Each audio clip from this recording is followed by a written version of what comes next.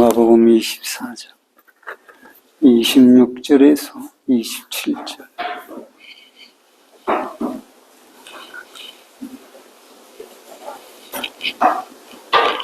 같이 한번 읽고 32절 같이 또 한번 읽겠습니다. 26절에 27절 시작. 그리스도가 이런 고난을 받고 자기의 영광에 들어가야 할 것이 아니냐 하시고, 이에 모세와 모든 선지자의 글로 시작하여 모든 성경에 쓴 바 자기에 관한 것을 자세히 설명하니라. 그들이 가는 마을에, 그 다음에 32절 시작. 그들이 서로 말하되 길에서 우리에게 말씀하시고 우리에게 성경을 풀어주실 때 우리 손도 뜨겁지 아니하더냐 하고.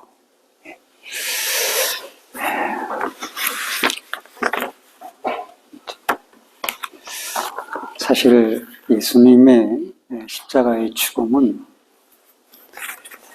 모든 그리스도를 따르는 사람들에게 절망이었죠.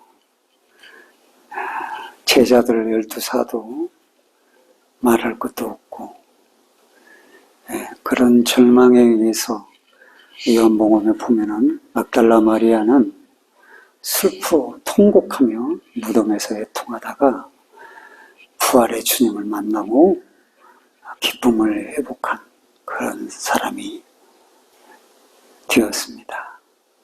제자들도 이 소식을 막달라 마리아가 전했지만 그들은 빈 무덤인 것만 확인했지 예수님이 부활할 것이라고 믿지를 못했습니다. 그래서 누가 훔쳐갔나 보다 그렇게 생각을 했죠. 그래서 그들은 다 문을 잠궈놓고 두려워 떨며 앞일의 대책을 논했습니다. 왜?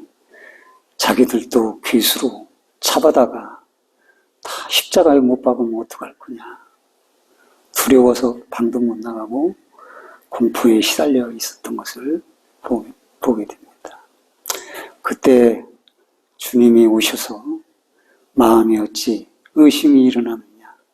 내 손과 발을 보고 나인 줄 알라. 또 나를 보고 보라. 영은 살과 뼈가 없으되 너희 보는 바와 같이 나는 있느니라 하고 하시면 주님의 부활을 증거하게 되었습니다. 주님, 그래서 제자들도 주님을 만나고 나서 절망이 희망으로 바꿔지게 되었죠. 우리 인생도 살아가다 보면 이렇게 두려움과 불안과 절망에 사로잡힐 때가 있습니다. 교회 대출을 하는데 세상에 5천만 원 대출 튄다고 그러더니 바뀌어가지고 사례비가 적다고 1,500밖에 안 된다고 그러고 절망이, 야 진짜 어디서부터 돈을 구해야 되나 이런 생각이. 하나님이 또 다른 길을 또 열어주셔서 또 힘들기는 하지만 또 이리저리 잡고 해가지고 또 잘 됐으면 좋겠어. 월요일날 소식이 온다는데. 그래서 어떻게든 우리는 힘이 없고 연약하기 때문에 그렇죠. 근데 그런 절망도 이제 기도하는 분들한테는 희망이 되는 거예요. 희망을 또 보여주시는 것을 보게 됩니다. 그래서 아무것도 염려하지 말고 모든 일에 기도와 간구로 너희 구할 것은 감사함으로 하나님께 아리라. 그러면 모든 지각에 뛰어나신 하나님의 평강이 그리스도 예수 안에서 너희 마음과 생각을 지키시리라. 그렇게 말씀을 해주신 것을 보게 됩니다. 막달라 마리아도 또 제자들도 부활의 주님을 만나고 절망에서 희망의 인생으로 바꿔졌습니다. 물론 그들이 절망한 이유는 그들이 바라던 모든 그들이 원하던 세계가 그리스도로부터 얻어질 것들이 사라졌기 때문이었습니다. 그러면 뭐 죽으면 그만이지 뭐 우리 스승님 돌아가셨는데 그렇게 하고 말았을 것입니다. 그런데 거기에 기대를 많이 했어요. 이스라엘을 속량하고 나라의 높은 자리에 왕이 되시면 우리도 다 거기에 붙어서 참 어부요 못 배운 무식쟁이들아 할지라도 주님과 함께 떵떵거리면서 좀 살겠지 라고 생각을 했던 그 희망이 다 무너졌던 것이죠. 그래서 절망했던 겁니다. 오늘 본문에 보면은 두 제자가 나옵니다. 한 사람 이름이 글로바라고 나오는데 예수님이 십자가에 달리실 때 어머니 마리아와 이모 그리고 다른 마리아 글로바의 아내인 다른 마리아거든요. 요한복음의 기록에 보면 그러니까 글로바의 아내가 거기 예수님이 십자가 밑에 있던 마리아예요. 그리고 옆에 막달라 마리아가 있어요. 마리아만 쫙 있네. 이름이 너무 좋은가 봐. 어떻든 그러니까 글로바는 예수님의 12제자는 아니었을지라도 제자라고 기록을 초창기에 했을 정도면 예수님을 보면 알아야 되잖아요. 모르는 거예요. 예수님 부활해서 절망을 띠고 슬픈 표정으로 25일이나 되는 엠마오로 내려가는 중에 그 옆에 동행하는데도 예수신 줄 보고도 모르는 거예요. 성경에 보면 눈이 가려웠더라. 신적 수동태로 하나님이 그들의 눈을 가려운 거지. 꼭 이단에 빠진 사람들이 우리는 그렇죠. 아니 어떻게 저렇게 빠질까? 아니 뭐 정명석이가 어떻게 또 재림주요 뭐 이런 하나님의 어머니도 뭐 이런 것들이 어떻게 그렇게 막 사람들이 거기다 온갖 것을 다 퍼붓고 헌신하고 그렇게 하는가? 하나님의 어머니 그 여자가 무슨 그 신이요? 말도 안 되는 얘기거든요. 눈이 가려워지니까. 눈이 가려워지니까 알 수가 없는 거예요. 그래서 교회도 잘 봐야 되고 그런 이유들이 뭐냐? 그러면 교회를 다니는 목적이 이게 자기들의 욕망에 끌려서 다니는 거예요. 자기들이 바라는 욕망을 이루기 위해서. 그럴 때 그게 채워주지 않으면 이단들이 와서 내가 네 욕망을 채워줄게. 와봐. 다 구비가 돼 있어. 멋지게 있고 그리고 사람들이 비카번쩍 하거든. 야 여기 뭐가 있겠다. 가가지고 거기 쏙 빠져가. 그렇게 되는 거예요. 그러니까 얼마나 무섭습니까? 여기 예수님이 같이 동행하는데도 최소한 1년은 넘었겠어요. 제자인데 그래도 모르겠어요. 보면 알아야지. 몰라보는 거예요.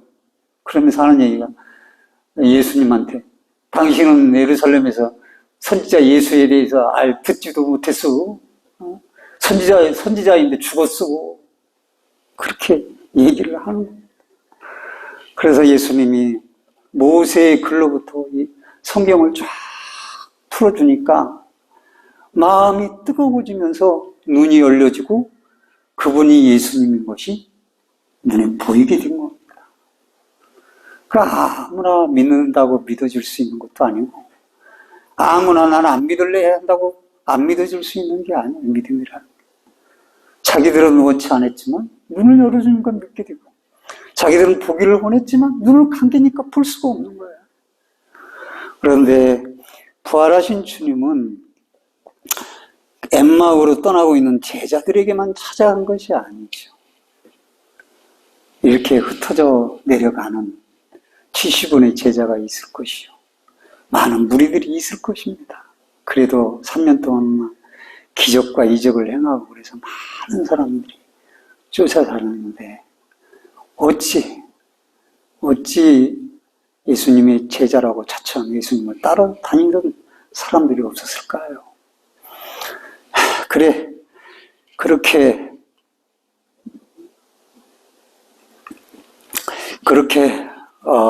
그런 상황에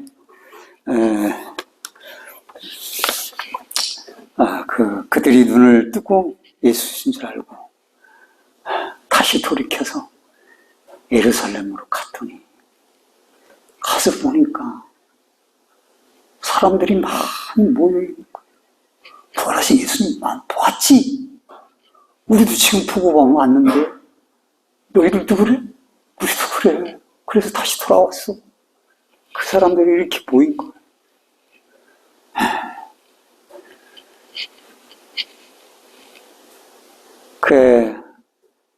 예수님이 평상시에 죽은 자를 살리시기 위함까지 여러 번 목도를 했고, 죽은 나인성 과부의 아들을 살리셨지만, 이 당시에 소문으로 전자, 그게 사실이겠어? 이러고 말고, 또 회당장 야이로의 죽은 딸을 살리셨지만,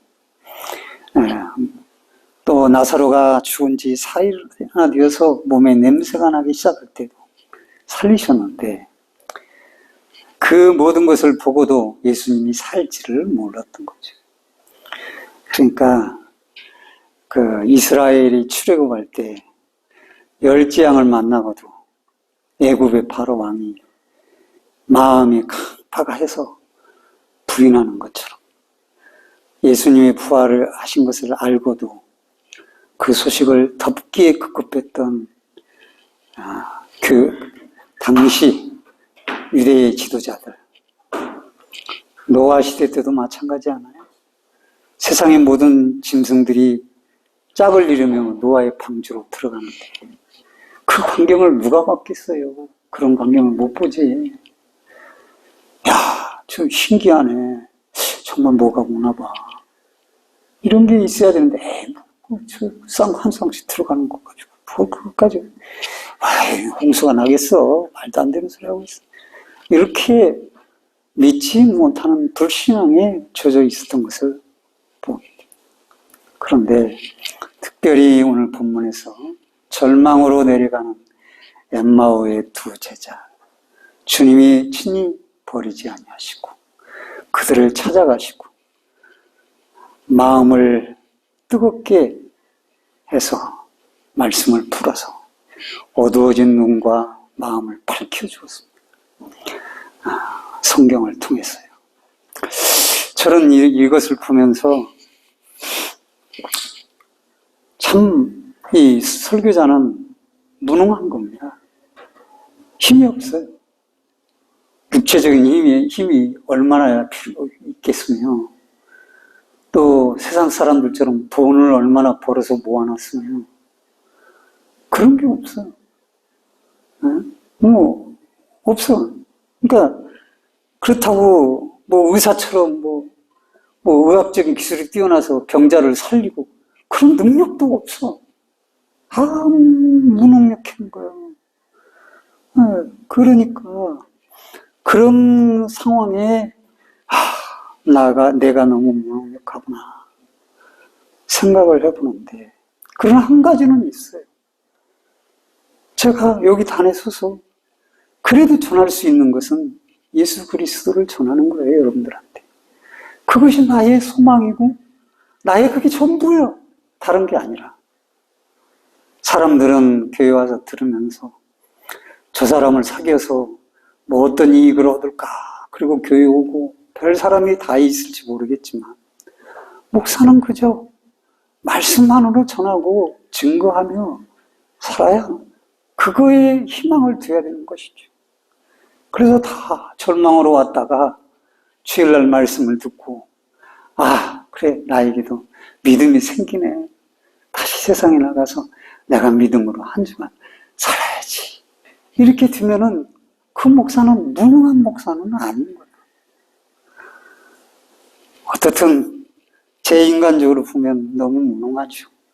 정말 무능하죠.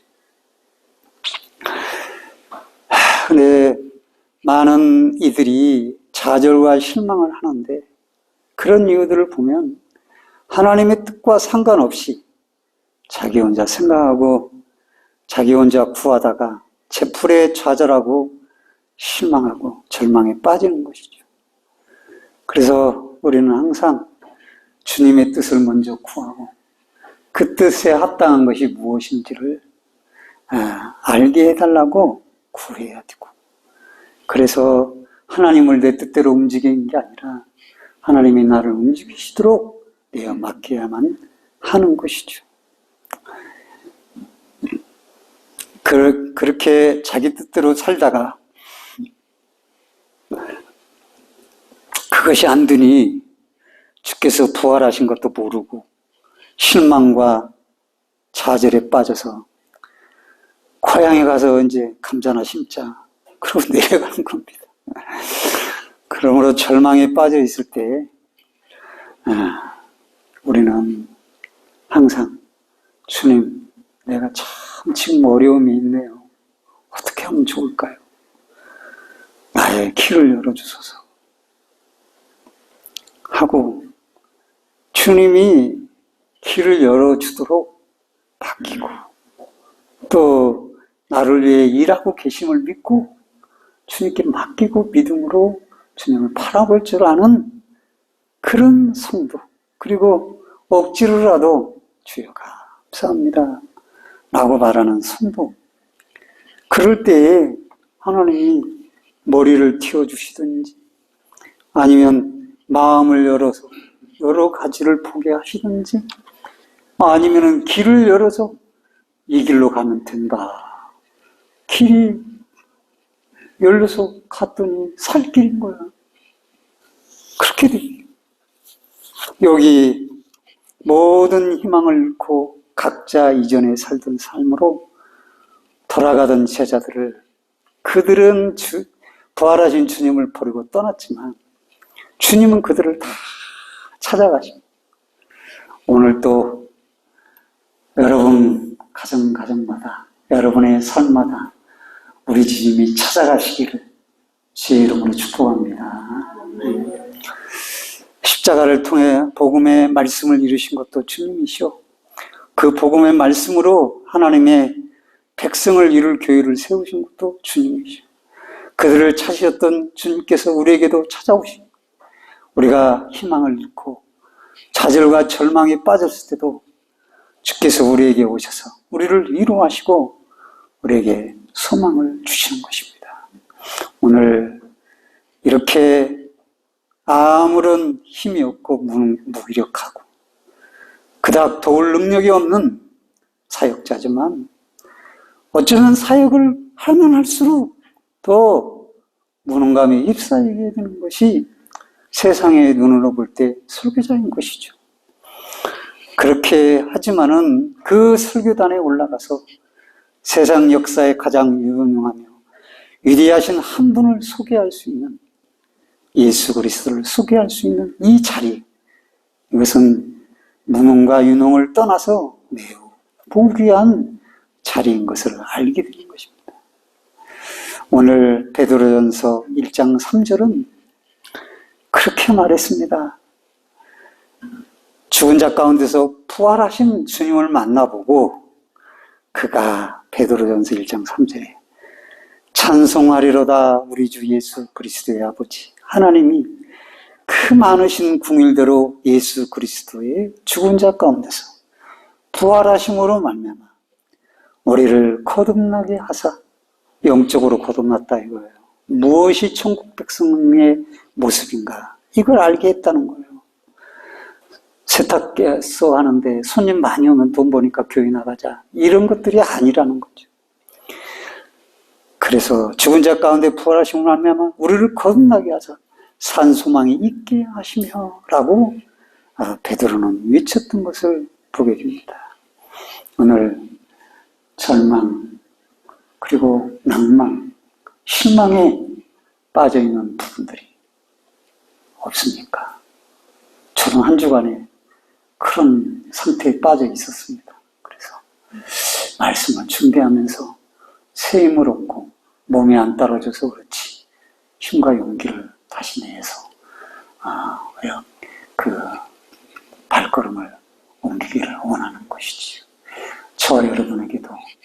찾아오셔서 실망이 아니라 희망으로, 절망이 아니라 소망으로, 기쁨으로, 찬송으로 변화시켜 주시는 주님을 만나시기를 주님의 이름으로 간절히 축원드립니다. 아멘.